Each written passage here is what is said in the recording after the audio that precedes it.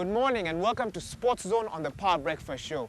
My name is Waihiga Muaura. Now, a few weeks ago, we showed you a 50-year-old sport called 10-pin bowling at the village market. Now, we take you way back even further to a sport that started in the early 1900s. It's also bowling, except this time they play it on the grass, so stay tuned.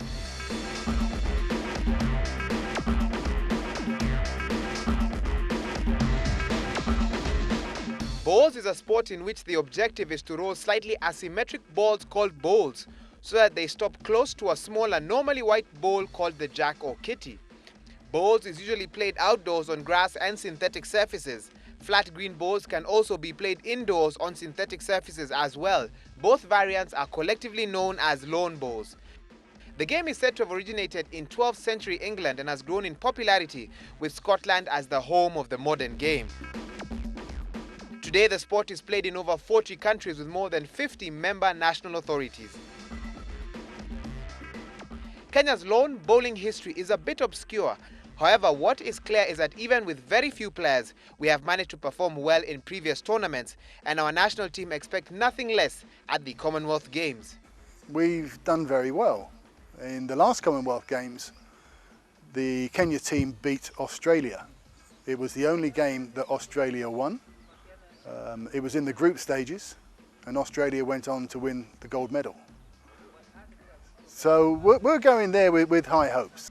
But where did all this start? This is a conventional bowling. It's been going for hundreds of years.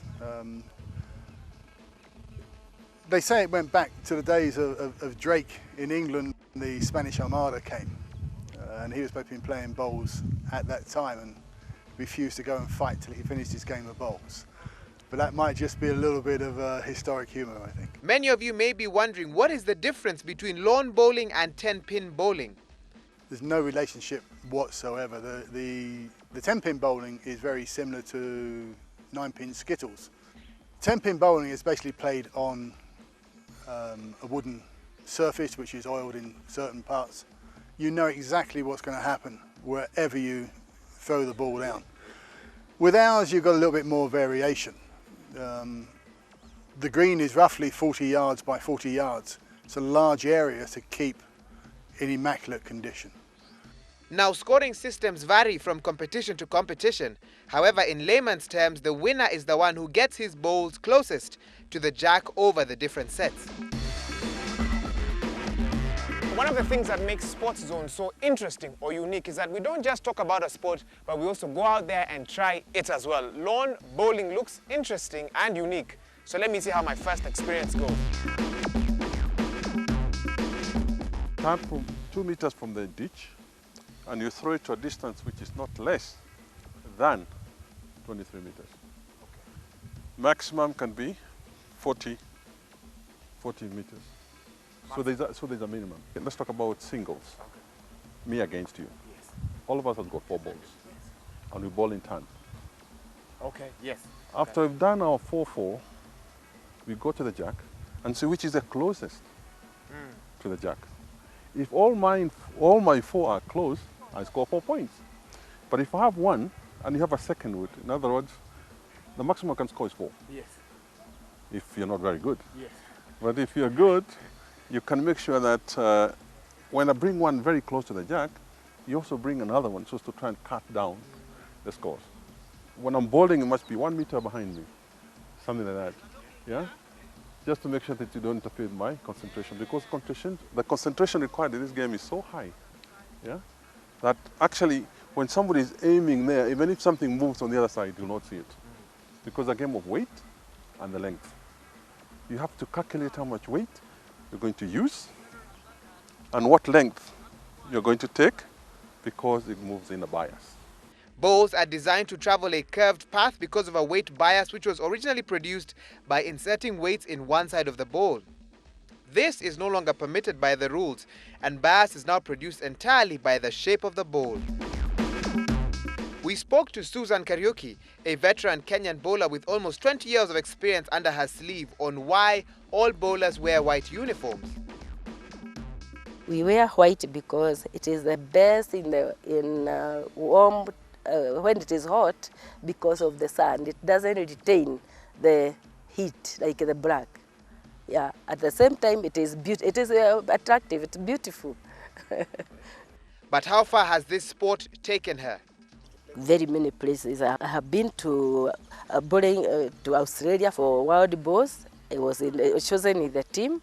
I've been to Australia again, 202, because of single championship. Single championship is when you play in your clubs and you win. They have every country. We had 26 countries. You go and play against each other. That is single game.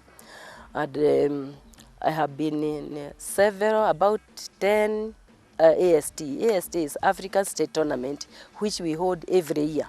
And luckily, you will be able to watch us.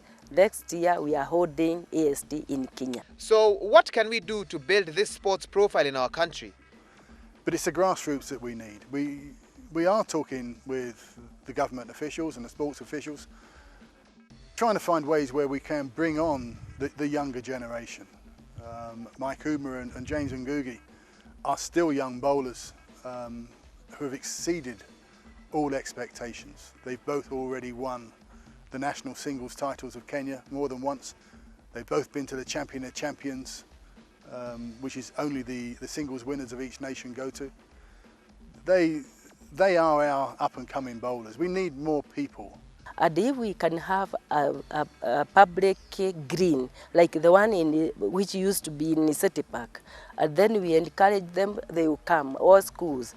But schools, we are encouraging now schools to come. We invite them, if it is like this one, like this green, you encourage them, they come, they see how it is, and the people will come up with the interest. As our Kenyan team makes its way to New Delhi, we hope and wish the best for them, because their victory will spur local interest and possibly produce future champions. I think the nation will actually remember us, because I think we're going to do far better than not only most people around Kenya believe, but the rest of the world. I think the rest of the world's in for a shock at these games. Well, it's always interesting to try out a unique sport, because life is made more interesting when you keep trying out new things, when you keep trying out different things. I certainly hope you enjoyed today's feature on Sports Zone on the Power Breakfast Show. Remember, I am interested in hearing your comments, your views, and your questions about anything we do. So contact me by joining my Facebook group, that's Sports Zone, in brackets, the Power Breakfast Show. But until next week, my name is Higgs, and this definitely has been Sports Zone on the Power Breakfast Show.